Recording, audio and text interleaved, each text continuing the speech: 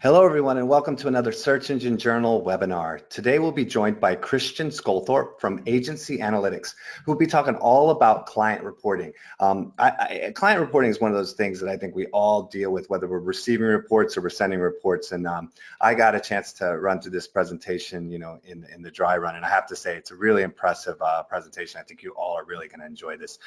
My name is Brent Satoris. I'll be moderating today. Christian, can you just give us a little bit about yourself before we dive into some housekeeping points? Yeah, awesome. Thanks, Brent. So yeah, my name is Christian. I'm the marketing director at AgencyAnalytics. I've been doing SEO and I've been in the marketing world for about 10 years now. Right after university, I did a degree in finance, realized I didn't want to get into that, so I took a job at a big agency called the DAC Group in Toronto, jumped around to a couple other agencies like Powered by Search, OMD, which is the Omnicom Group. I did a stint in Australia for the last 3 years where I worked at the online marketing gurus. And then I got into the SaaS world where I worked at Practice Ignition. And now here I am at AgencyAnalytics. So I'm just not telling you that just to show off these logos, but just to prove to you that I've been doing SEO or PPC reporting for a long, long time now, whether it's to clients or to investors through decks. So, and now it's all I think about at AgencyAnalytics. So. Yeah, excited to share this deck with you guys. Awesome. Quick housekeeping notes for everyone. If during the webinar you have any questions, comments, please feel free to ask through the webinar question box at the bottom of your screen. We'll keep all of those questions till the end when we do our Q&A, and then we will get to them. Also, we will have a few polls throughout the webinar, so this will be your opportunity to kind of give some feedback, help drive kind of where the presentation goes. So please take a moment and answer your questions. As I mentioned, at the end of the entire presentation, we will go into a Q&A session, so I will ask all of your questions then, and we'll try to make it interesting and comprehensive. Also, throughout the webinar, we will do our best to post any resources, any links, any mentions that we need to. If we miss something, by all means, please throw it in the question box and we'll make sure we get it for you. After the webinar, please stick around for just a quick 5-minute survey. We really do look at these survey results to kind of improve the webinar from month to month. So please take a moment to fill that out. And lastly, the entire webinar will be published most likely Monday. I think we always get it on Monday, but I always say most likely just to give us a little bit of air of caution. But the whole post will go up with the video, with all the resources, questions, everything. So check it out. And without any further delay, Christian, go ahead. Awesome. So I'll be asking that question soon, but just to start, after working those 5 agencies that I worked at, I realized that reporting was my least favorite activity. Manual client reporting really sucks. It's a drag. It takes up a lot of time. Agency owners see it as necessary, and clients really do deserve it. They do deserve to be updated. But when the process is so tedious and you have to spend so much time on it and you're not even sure if the client's getting anything out of it, it can be a real drag. So I just wanted to start with that. And then we'll start right with the question, how often do you usually send client reports, just so I get an idea of who we have in the audience right now. Awesome. So I'm going to pop up that poll for you real quick. Again, this is your opportunity to kind of participate, so please do so. How often do you usually send client reports? Quarterly, monthly, weekly, ad hoc, as in when necessary, or we don't send reports? Again, how often do you usually send client reports? Quarterly, monthly, weekly, when necessary, or we don't send them at all? So I'm going to give just another second, or 2, or 3, or 4. All right, I'm going to go ahead and close out now and share the results. Monthly, yeah, that seems about right. I also send monthly, but that's mostly because it's easier. Yeah, so thanks guys. And WordStream did a survey with a bunch of agencies where they asked how much time do you spend every week on reporting, and 94% of agencies spend 1 hour or more on reporting per client a week. You can check out that survey in the link down below once we share this slide deck. So when I was at one of these agencies, I actually had 30 clients at a time, and all of my time was spent on client reporting. I just didn't have time to do any client work. So it can take up a lot of time, and it doesn't help the bottom line of the agency or the client that you're working with. And just a little bit of math, if you have a consultant that has 10 clients, they have 1 hour of reporting per week, which is on the low end of reporting. That's 40 hours per month spent on reporting for one consultant. So that's an entire working week of their month spent on reporting.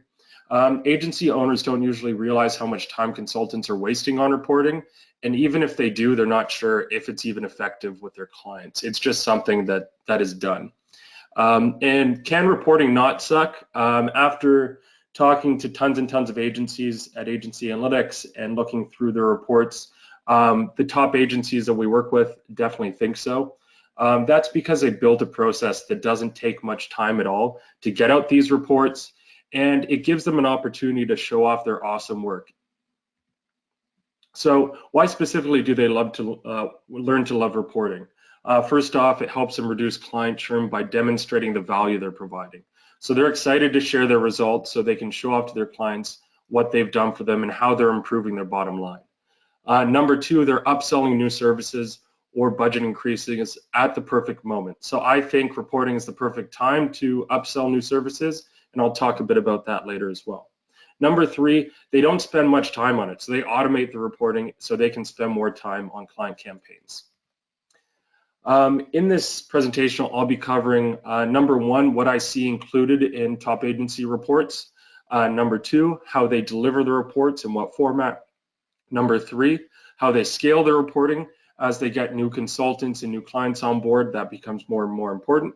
And number four, what they don't do. So a couple of things that they don't include, and I'll just be covering a bonus, which is a proposal template, which I'll be handing out after the presentation. So the first thing that top agencies do or include in their reports is set goals from day zero. So before the proposal is even sent.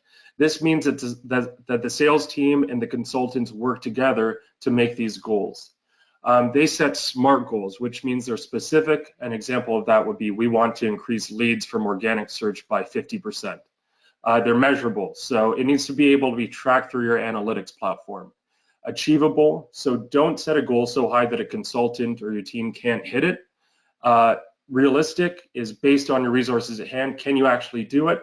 And timeline, so 1 month, 3 months, 6 months down the road. How are your goals going to match up with that timeline? And you should be asking clients, what is your ideal outcome 12 months down the road? Even if you have packages set for your agency, you should be setting goals so then the client sees progress as you go forward with the campaign. And continually track these goals against your timeline in your reports. And that's not to say that goals don't change over time. They do change over time. Resources change, businesses change, but reporting is a great time to discuss the changes in the goals and then set them up for the next reporting period. The second thing they do is they use metrics that actually matter. They don't just throw everything against the wall and see what sticks. You should be skeptical about everything you put in a client report. And it should tie back to the goals that you set originally with your sales team and consultant. Think about every single metric that you put in there and think about whether it actually affects the bottom line of the client that you're working with. Will organic traffic actually lead to more sales for the business, or are you targeting head terms that won't actually convert and lead to more sales? Are impressions relevant to show for the client for the PPC campaign, or is that something you should be looking at internally as opposed to giving to the client? Is bounce rate a necessary metric for the client to see? It can just be a confusing thing that doesn't actually really matter to them, but can be an internal report. So you should really be separating client-facing reports and internal reports within your agency, because all of those things I just mentioned are definitely important for internal reporting, but maybe they're not important for your client to actually see. The third thing they do is they focus on the value that they're providing. So I ran a webinar with an agency called Intellibright about a month ago. They run their agency as a pay-per sale model. So that means that they only get paid when conversions or leads come through. So they have a dollar amount per conversion or lead, and they only get paid when that happens. So I think a lot more agencies should be running as a pay-per-sale model, or at least they should be reporting like a pay-per-sale model. When your return on investment and value is so clearly labeled at the top of your report, it's unlikely that they'll churn. The second thing you do is list leads if available. So especially for smaller businesses, if you can put a name to a lead, that's much more powerful than if you just give a big number or metric for number of leads generated. If they can tie that back to say, Bob called into my small business, and you can put that on a report and say you were responsible for that lead, then they'll see the value much easier than just a number.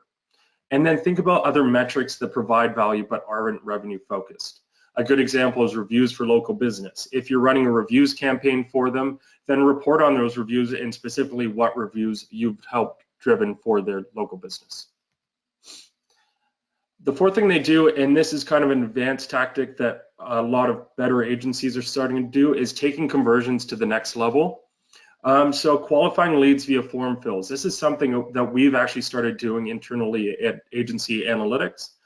So we ask a few questions when people sign up for our service.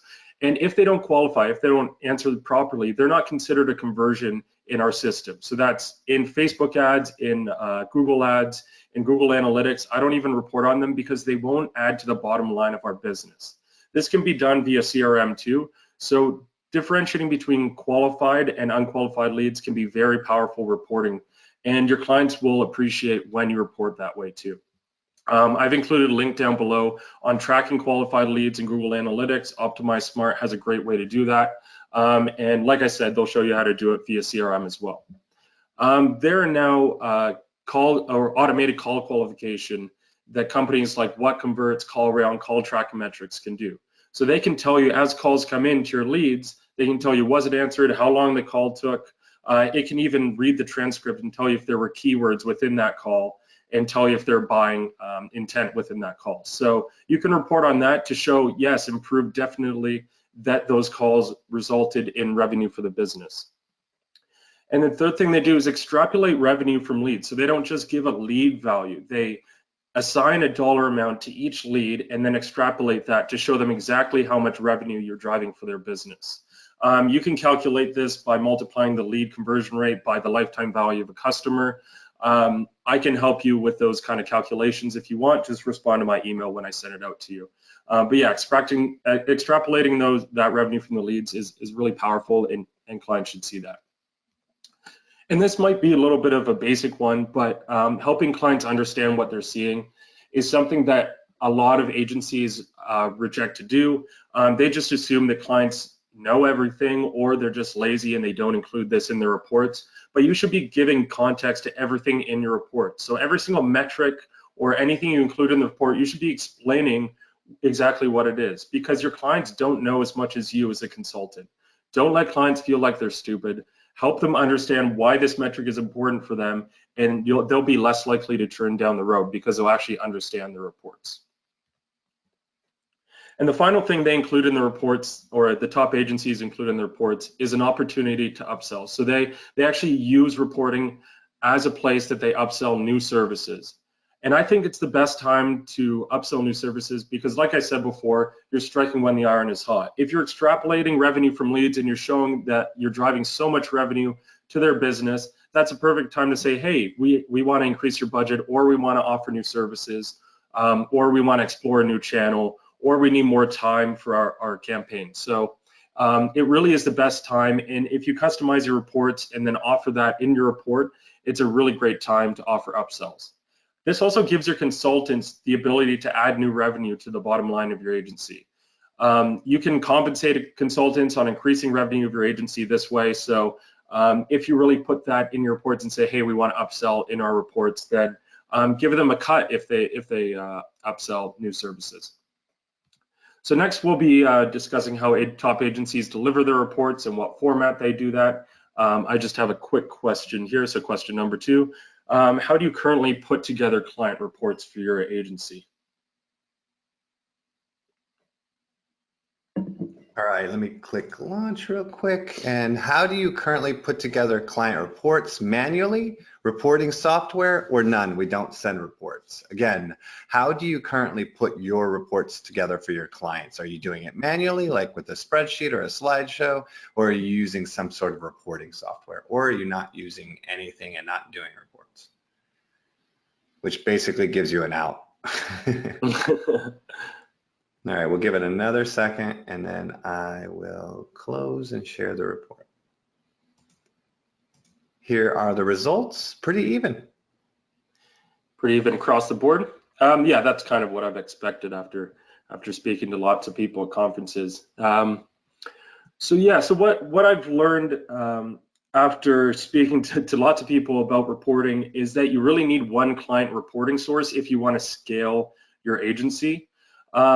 And this is a big problem when I talk to different agencies. They have a bunch of different reporting sources. Maybe they have a rank tracker, they're using Google Analytics for some things, they have their PPC optimization software, Optimizer or whatever, and then for email they're using HubSpot, they're a HubSpot agency. And they're reporting all these different things in a different way, and they don't have one single source of truth for the reporting. So this is especially important for full service agencies.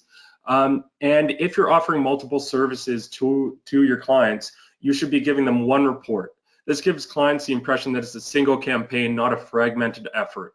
And yeah, I'm not saying it needs to be agency analytics, but it does need to be in one place. Otherwise, it'll just be a reporting mess to your clients. And another benefit to this is SEO takes longer to get going than PPC. If you're offering multiple services, you can put up PPC higher up on your reports while SEO gets going. So if you can show results from one channel while the others pick up, you'll do yourself a favor instead of giving them multiple reports or putting everything together by hand. This is another way that top agencies are delivering reports, is just giving clients their own dashboard instead of giving weekly or monthly reports. They use it as a client hub, so they use it as more than just reporting. They use it as an onboarding tool, so they give clients options for how they want to onboard them. They use it as an educational place, so they give them a bunch of educational resources. This is what we want you to learn for the month. And it's an awesome branding opportunity for agencies. So when you have your logo and your colors on this internal reporting platform or dashboard, it really makes you look much bigger than you actually are if you're not a huge agency at this point. And one feature that's not thought of when it comes to client reporting dashboards is you can get clients to add in their own integrations. So when you take on a new client, you can just give them a login and then get them to add in all of their marketing channels, whether it's Google Analytics, Google Ads, Facebook ads, whatever it might be. You can get them to just integrate that themselves and put the onus on them instead of having to get all these logins and manage everything yourself. And what we've seen a lot of agencies actually do is upsell their dashboards. So they might upsell it for $20 or $30 a month to clients and say, hey, with this, you get your own reporting dashboard. Pitch it as kind of an internal software. Not only does that cover the cost of reporting software, but then it also becomes a revenue generator for your agency as well. Another thing they do is use live chat and ticketing systems within their dashboard and reporting software. So when they deliver the report, it might have a pop-up with your name and face on it saying, hey, here's your report for the month of March. If you want to go ahead with the upsell, then just let me know in this chat box here. This is a relatively new thing, but it can be really powerful because then, once again, you're striking when the iron is hot and you're either taking questions if people have them, or you're getting that upsell and agreement for the new service when they're on that report. Another thing you can do with this is also offer NPS scores or NPS surveys. So that stands for Net Promoter Score if you don't know. So Net Promoter Score is a score of 1 to 10. You've definitely seen it if you've been in any software. They ask you how you're feeling. Use that for your agency as well. So just ask them how you're feeling from within the report, because that's when their feelings are strongest, and you can tell whether they're a churn risk or whether you can whether they're a happy camper with your services. Another thing they do is track client engagement. So this is a big thing with proposal software lately, is being able to tell when people open your proposals and then follow up afterwards. I don't know why more people aren't talking about tracking client engagement with reports, because if you can see when they're opening and clicking on reports, you can see if they're engaging and whether they're actually seeing the value that your agency is providing. If clients don't read reports, they're useless. And it's a really good indicator of churn risk. If they're just not opening any reports for the last 3 months, make sure they see that. And if not, you need to get on the phone with them and see why they're not seeing the value that you're providing their business. So the biggest thing when you grow your agency is being able to build out ways to scale. And as you get more clients and more customers on board, or clients and consultants on board, scaling your reports becomes super important too. So how they scale the reports is templating everything. And how I usually see this is I see one big report that a lot of agencies have, and when they get new clients on board, they just delete sections that aren't relevant to that campaign. So just like standard operating procedures, templates are how you scale reporting. Doing this ad hoc is a waste of time and it will be a mess. That doesn't mean you can't customize your reports for clients. If you have a template, you can still customize it before it goes out. It's just already in there. And like I was talking about before with the client login, if you have a template for your dashboard and reports and you get your client to log in and just add in all their integrations, your report's already done for you without doing any work. So you have that template and then all the information's already in there. It's super simple and it makes adding new clients and consultants much, much easier. Top agencies also send automatic reports when possible. They don't mess around and send manual reports if it's a smaller client, because they don't really need a custom report. Maybe it can be completely automated weekly or monthly to be sent out, no problem. You can use this time saved to communicate with the client in phone or in person instead of putting that report together. So it depends on the situation. There are definitely situations where you want to make a completely custom report, but that doesn't mean you shouldn't be using reporting software to do that too. So it makes both sides easier, but definitely automate when you can. And this is something that not a lot of people think about, but report approvals can be a huge part of scaling up your agency as well. So how it kind of works is a consultant has a report, and every time it gets sent out, it gets sent to the manager first, who then checks it off, yes, that's okay, then it gets sent to the client. This allows managers to keep an eye on everything that's going out before it actually hits the client's inbox. This is especially important with new hires who are client-facing, so you can keep an eye on everything that's going out and keeping an eye on everything that's going out. So it's also a useful screening method for automated reports. So like I was just talking about, you could then send report approvals to yourself if you're completely automating your reports, just to make sure all the metrics look good, everything's integrated properly, and the report is ready to go to the client. So setting up these report approvals is an awesome way to scale your reports and keep an eye on everything as it goes out. So getting a bird's eye view of the action ties back to having one client reporting source. This is more of an agency scaling tip rather than a reporting tip. So you can give staff members access to the campaigns that they're working on while giving you a view of everything that's going on in your agency. So as you grow, it becomes harder and harder to keep an eye on everything that's going on. You might have hundreds of accounts to log into. You're not sure where to look at actual results for your clients. So having one client reporting source lets you go and check in on every single client that's going on. So in Agency Analytics, for example, you can see this image here. You can view everything, click on any of those client reports, and then just go in and check in what's going on. Otherwise, without something like this, you just have no clue what's going on with your agency as you add more clients and consultants. So I just have a couple things that I've noticed that top agencies don't do, or maybe they do, but they regret doing afterwards. And one of those things is building an internal client reporting tool. After going to a bunch of conferences, I've realized after speaking to people, everyone always regrets it, and I always hear it's a mistake. I was actually talking to one agency who had 4 full-time staff working on the reporting platform, so that probably cost them $25,000 to $40,000 a month on their reporting platform, and they still didn't like it. It still didn't work, and it didn't provide value to their clients. So they regret that, but now they, sunken cost fallacy, and they think they need to stick with it. APIs break. Things are harder than it looks when it comes to reporting. We've been doing reporting for 10 years now, and things still break for us, and it still is a struggle every day. So building that in-house is really hard, and it's not consistent. When you have a reporting platform like Agency Analytics, and if something's not working well, you have someone to look to who will fix it right away for you. And something that is kind of overlooked as well is using PDFs. So clients ask for PDFs all the time because that's all they know, but they're actually a thing of the past. They're not mobile friendly. You can't do things like add in the live chat there as well. They're really a hindrance on moving forward and being able to automate things. There are much better alternatives built with HTML that auto scale and look much prettier and let you do a lot more with them. So try and stay away from PDFs if possible. At Agency Analytics, we actually do provide PDFs with our reports just because so many people ask for them, but we're trying to get people to move away from them, and we think you should too. So yeah, so that's my report, or my webinar. That's pretty much what I got. Hopefully you guys got some good stuff out of that I just wanted to share my experience with reporting after all these years at agencies and internally at Agency Analytics. Awesome. Thanks, Christian.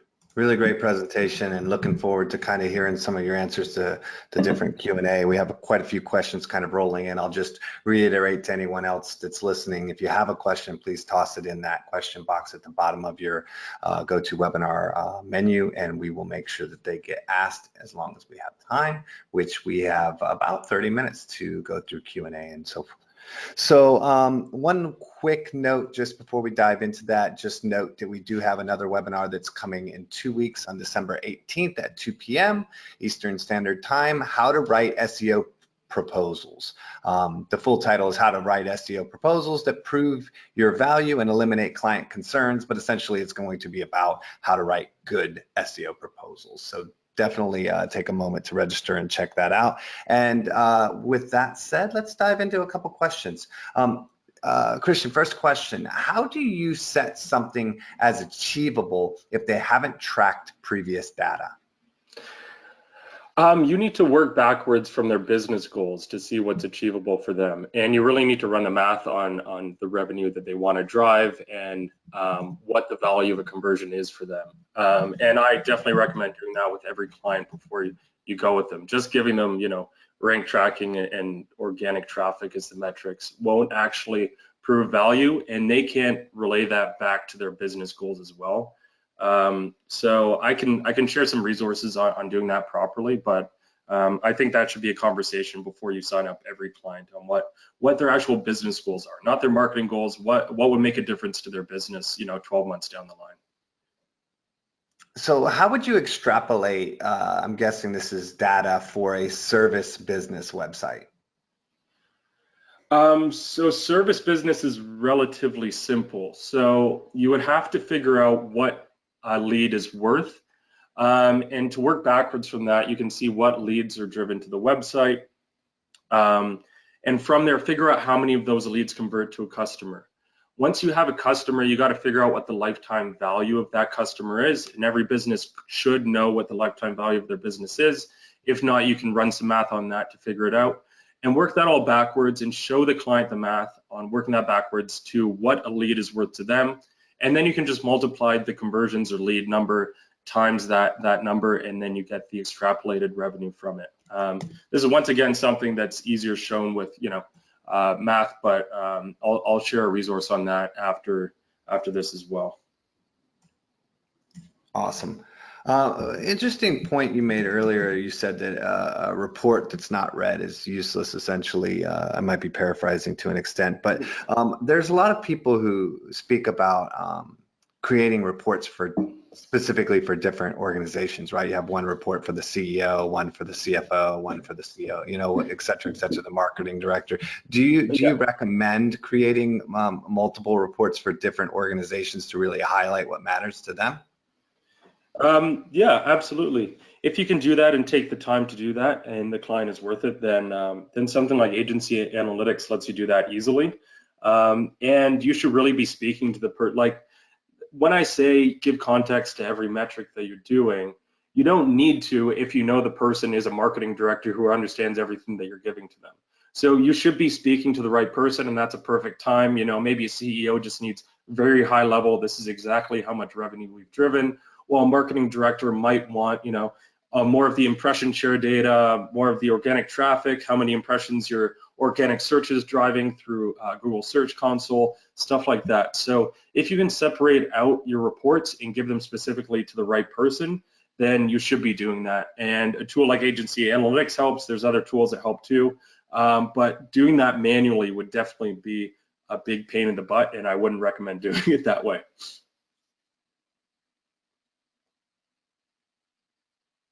Awesome. So next question, we just keep rolling in. What are your thoughts about Google Data Studio versus your software? So I get this question all the time, and I actually use Data Studio for some of my internal optimization. I think it's a really good tool. Like I said, separate client-facing versus internal tools.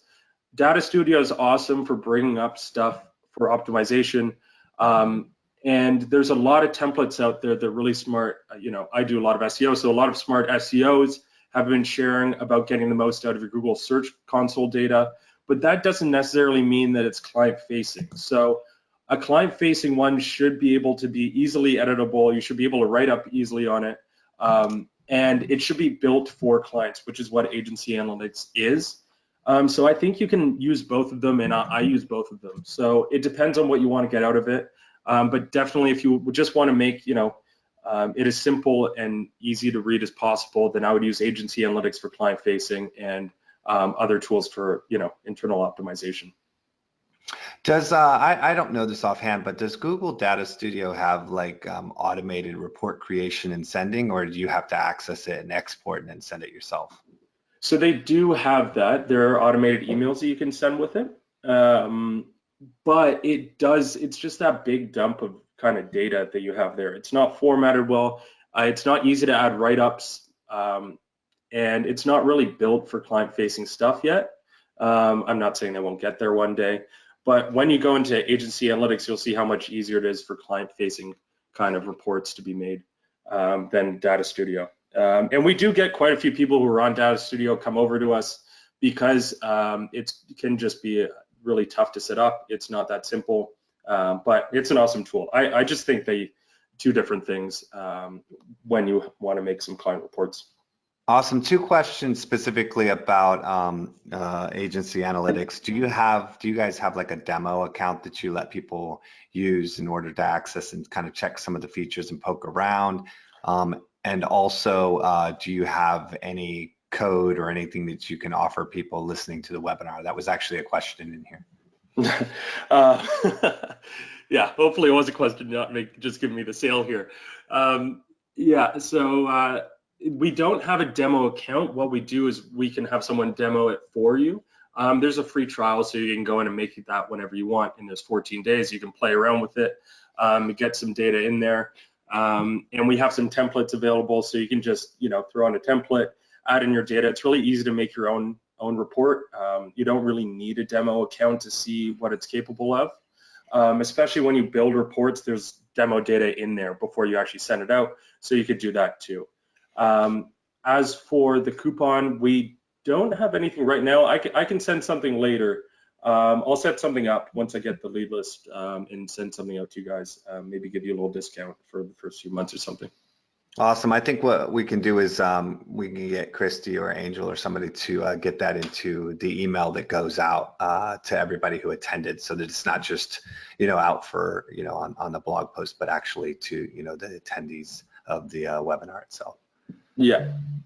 Does Agency Analytics provide reporting on LinkedIn organic posts and company pages? Yes, we do. We have a LinkedIn integration. So that's another thing. Like Google Data Studio, if you're a full service agency, you can't really report on everything with them. With Agency Analytics, we have things like LinkedIn, Facebook, Instagram that lets you report on those organic activities that you're doing and show off the posts that you're making too.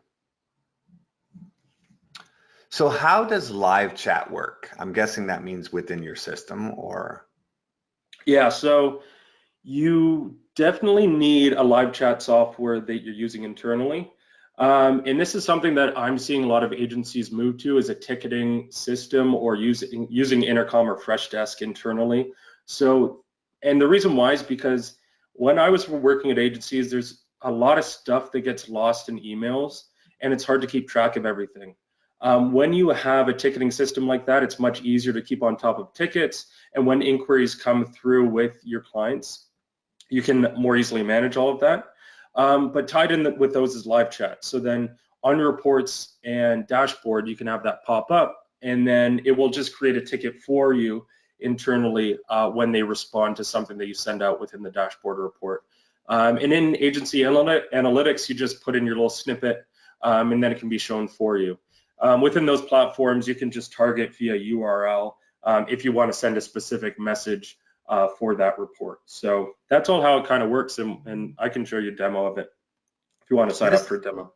This is a pretty interesting question. If you have, say, a client success specialist who's also preparing the report manually, and there's not necessarily a manager to check the report before sending to the client, are there any suggestions on how you can make sure the report is going to be accurate? Well, those, I guess, I guess I'll just take this hypothetically, but if they're the last person to see it, then there's no real way to actually make sure that everything's good unless you check it yourself, or if you have some way for them to get that approval before. So that's why report approvals is good. So they can either send it to themselves if it's fully automated, or they can send it to you or the manager before it goes out. So it really is good to have a set of eyes before anything goes out to clients. And that's why report approvals are good. If you're doing it manually, I don't know how you do that. It's just not, it's not really built into a manual process. Report frequency. What's the best option for sending reports to clients, to offer clients as far as report frequency? I definitely say, well, it really does depend. If you have a huge, Fortune 500 company, it might be different. But for the majority of clients, monthly is usually good. And if you do weekly, it's actually probably way too much for the client to really understand. It's hard for you to show value week over week. I would go with monthly or quarterly, but usually monthly is good to keep them up because usually you bill monthly, and with that you can show your value, so they're more happy to pay that bill every month as it comes in. Yeah, the one thing I would mention is that you should never leave a client wondering what you're doing, right? So ultimately your report frequency should be as such that nobody's sitting around going, you know what, I haven't heard from this guy in forever or this company in forever. What are they even doing, right? I've always found that to be a good kind of mental benchmark. Yeah, absolutely. Is it better to have an API for client reporting or build one in-house for business? What do you suggest? You don't really need either. If you have a reporting solution like AgencyAnalytics or another reporting solution that's client facing, you don't really need to build out your own solutions. That's kind of what I was talking about in slide 28 is people who try and build that out themselves usually regret it. And that's because reporting has gotten a lot easier and a lot better, and the solutions are much better than 5 years ago or 10 years ago. So usually the people that I've spoken to that built it themselves did build it, 5 or 10 years ago, and now they're learning all these solutions are out there, and they're like, oh rats, if we were starting again, we wouldn't try and make our own. Even solutions that you use that are third party, if they're not, pretty on top of keeping their APIs updated, a lot of your stuff starts to break and it gets really problematic. So, definitely, I've always tried to avoid building an internal API unless that's an actual product, like unless you're creating a reporting product like AgencyAnalytics does, then I personally have always kind of avoided creating APIs internally. Yeah, just even keeping on top of integrations and everything is a nightmare sometimes. So, do you have any resources anywhere for how to write summaries for monthly reports? I don't know if I've made something about that. Maybe I can look and send out that resource. I've written a lot of them. I have a series of report templates that I'm sending out, and these are based on actual reports that I've seen in our system. Once I get this lead list, I can also send that out. I have a long list of things I need to send out now. But yeah, I'll get you something on that. One of the things I typically do is I definitely try to lead some notes as to how the reported elements, whether it's individual components that you've kind of highlighted, how they move you towards your goal. Like how is this, and this is leading to more sales, or this is leading to people spending more time on the site, or kind of feed a little bit further so that it kind of says what this data is showing them, or kind of showcasing as far as reaching a goal. Yeah, absolutely. And like you said before, show them actually step by step what you've done this month every time. And that can pretty much be the summary, how you're tracking against goals and what you did to get and reach that goal. Awesome. Can you use a standard closing rate for showing value instead of asking the client how many leads they actually convert? Yeah, if you're starting with that and you have no data, sure, find an industry standard one, and then a few months down the line, you can always change that number going forward. Like I said before, the goals and stuff will change as businesses change, and if you're realizing that they're not closing a lot of business, maybe you should help them out with that and offer that as a separate service. But yeah, industry standard is fine. Like just getting to understand that extrapolated revenue value can make a big difference from the get-go. So yeah, I guess use industry standard while you start in that, and then work with it as you go with that campaign. So a lot of this is a particular question from an individual. It says a lot of my clients are wanting us to share insights on website user behavior. Like, what's the best way to automate this type of insight report? What's the best way to add this to an analytics report without being too text heavy? So user behavior. So that's a tough one without knowing specifically. Let's assume for the sake of conversation, like, because I get this a lot too, that you want to know like how many people are bouncing, or what's the conversion funnel, or did people scroll to the bottom, or are they clicking on different links on the page, like any of these type of behaviors that would come into play. Yeah, so it really depends. Then I would play with Google Tag Manager and ask specifically what they want and why they want to see it. And you're the expert, so you should be telling them why they should be seeing something, what metric they should be looking at. And from there, you can use something like Google Tag Manager to track how many clicks something got, how many pages they viewed. You can do scroll depth with Google Tag Manager and relay that to an event in Google Analytics and report that to them automatically. But if they're just asking for something willy-nilly, then like I said, you should be talking about metrics that actually matter to their business, and you should be educating them on why this matters or why it doesn't matter.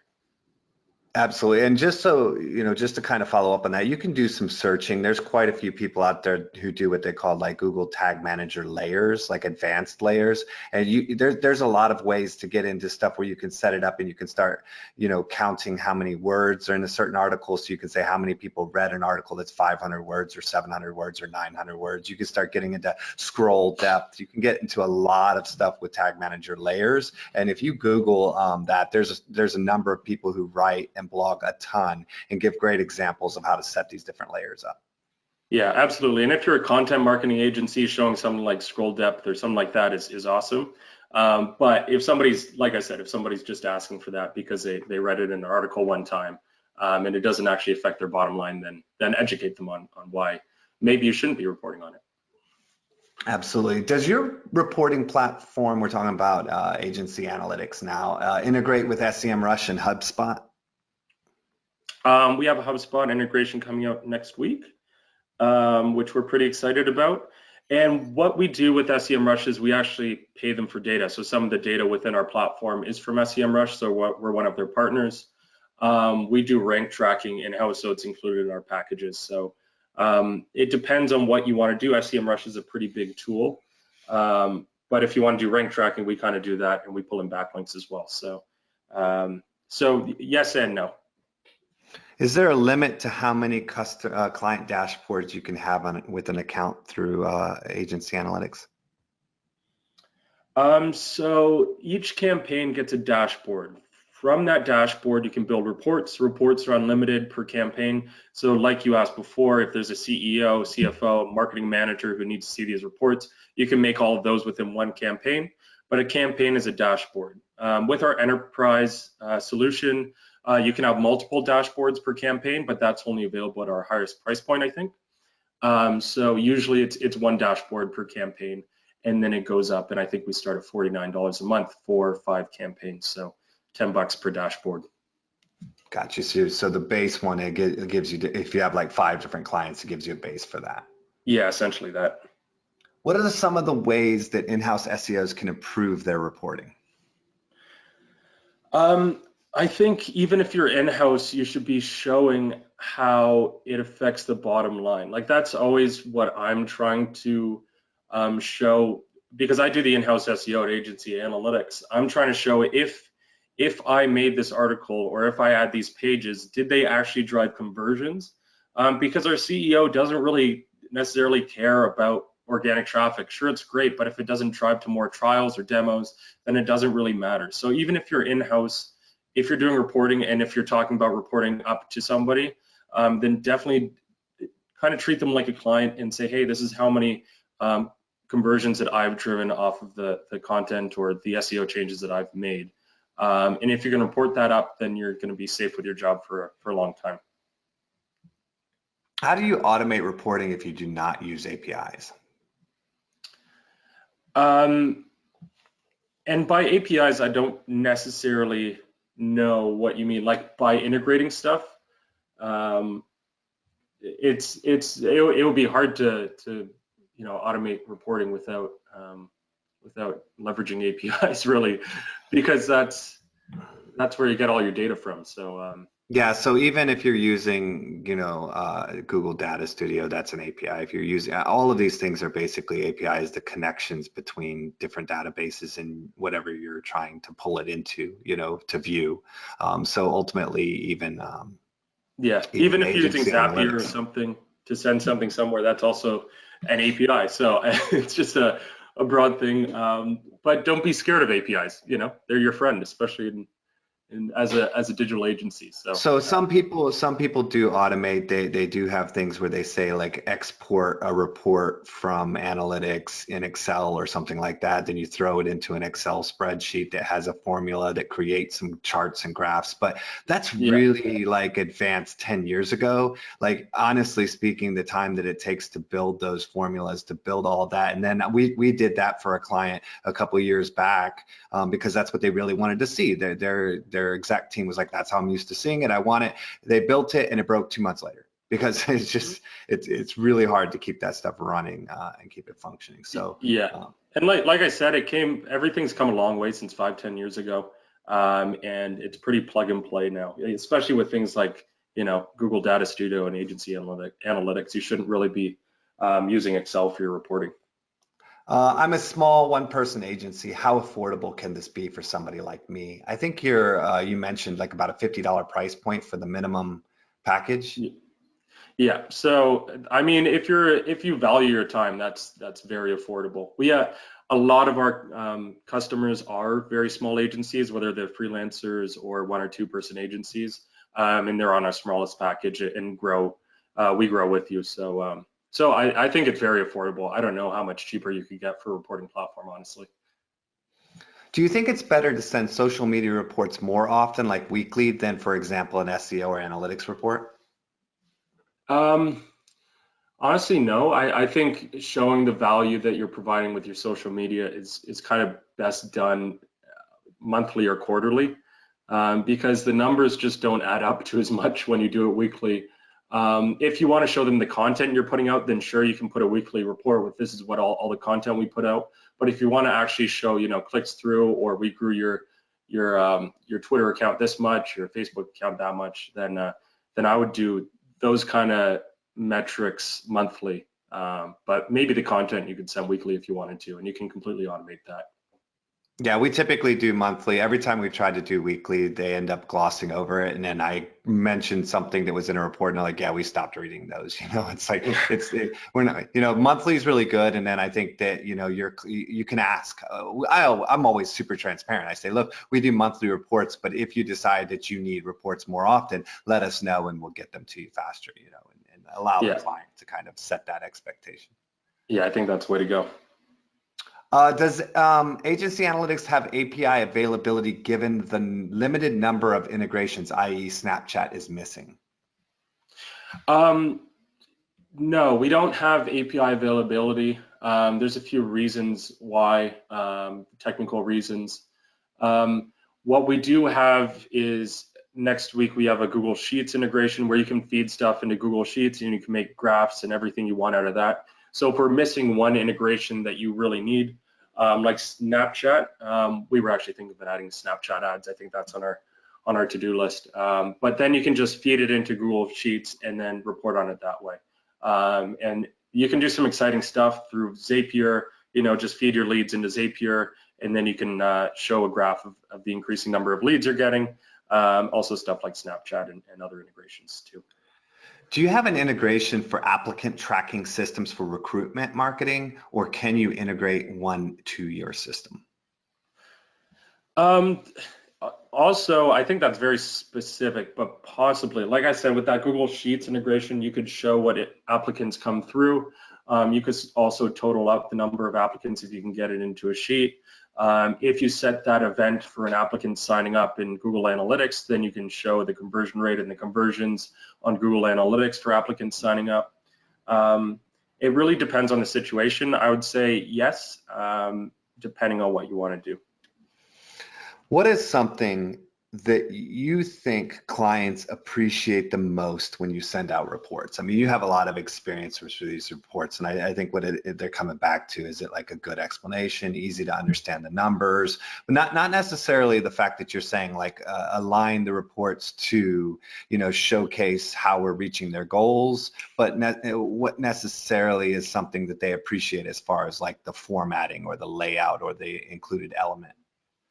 Yeah, I think from what I've seen is they do really really appreciate like context to the metrics that they're getting, like I spoke about, because people just don't really understand marketing, and like I find myself surprised all the time when people don't know what a CTA is, for example.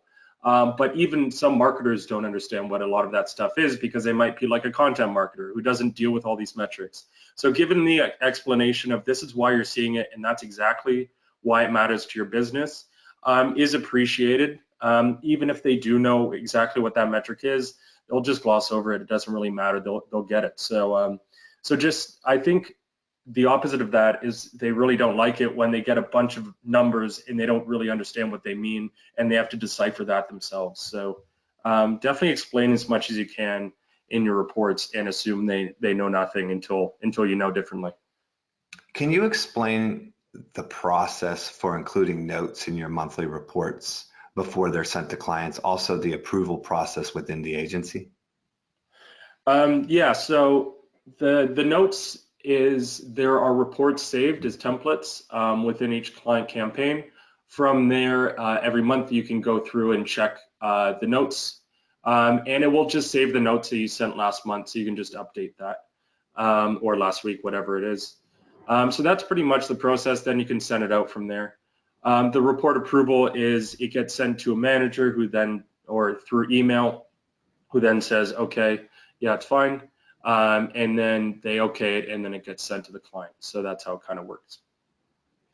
When it comes to explaining data points and the importance to clients, how do you suggest this is displayed in the report? The current process this individual has is that they have a glossary at the end of the report that gives more information about certain data point or tool, but should it be incorporated into the insights along with the actual date?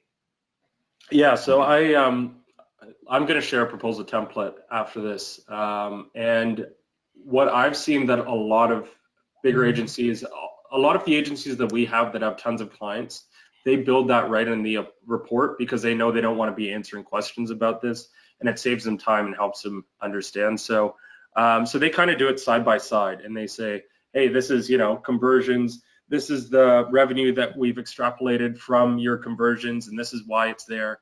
Or if impressions are important, this is why impressions are here, and this is why you're seeing it. So having them side by side really helps, and it gives more context to the metric that you're looking at as opposed to hiding it down below. And the lower in a report something is, the less likely somebody is to see it and gloss over it. Awesome. Is it possible to customize your dashboards to include any other KPI, custom KPIs and external data sources? So yeah, like I said before, custom KPIs, it really depends on the KPI. We have set metrics that we get from APIs. So like Facebook ads, they only give us so many, for example. If you want to get in a custom data set, like I said, Google Sheets will be the way to do that so you can display it properly. What about programmatic ads? It's on our to-do list, so that's next up for us, I think. We're looking at getting Google, what is it, video something 360, which is one of the bigger ones, simplify So yeah, we want to definitely add those at some point, but we want to make sure it's done right. So a lot of times with the reports, there's certain things that you want to do from a custom standpoint, like, I might want to insert a certain image, or I want to put a picture into my report that doesn't necessarily come within the report itself. Are you able to upload images or other elements into your platform to include into a report? Yep, there's just a WYSIWYG editor, so that stands for what you see is what you get. And from there you can type, you can add in images. Pretty much like if you've, I don't know. Yeah, it's pretty easy to add in images in there. How do you get your team on board to a new way of working and see the value in reporting? If you're doing it manually right now, I know from my experience as an agency, if we had any tool, I would have been happy to use it because putting together those manual reports was a big pain in the butt. So I think when you tell them how much time they'll save and show them the benefits of it, it becomes pretty easy. And I think that the consultants will be pretty happy to have it instead of having to do that manually. So yeah. All right, I have one more question here. Do you have any software recommendations for client communications relating to their SEO and PPC campaign? I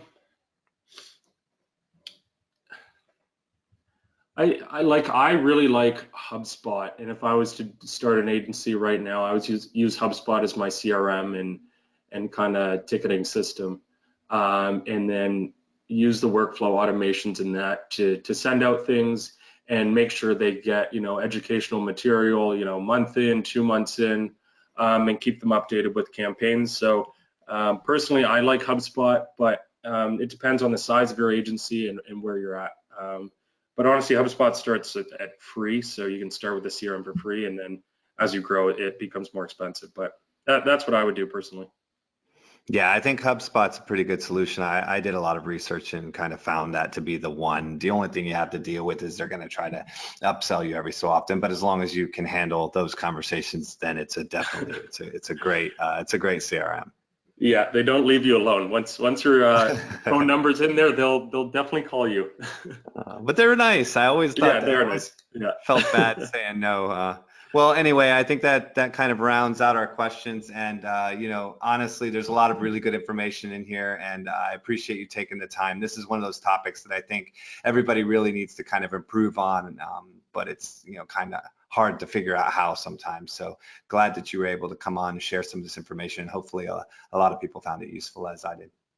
Thanks so much, Brent, and thank you, everybody. If you have any questions, send them my way. And yeah, thanks a lot for having me on. Thanks, Christian. Okay, bye.